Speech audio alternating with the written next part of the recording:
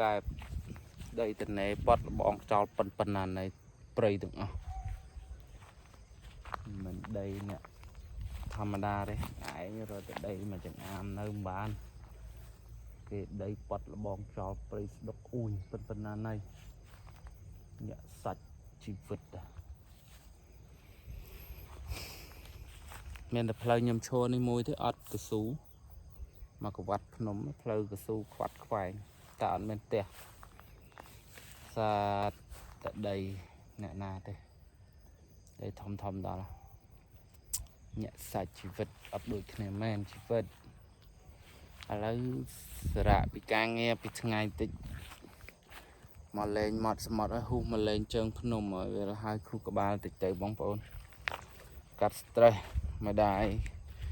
នៅសារៈព្យាបាលនៅពេទ្យជាឯងតែមិនតាន់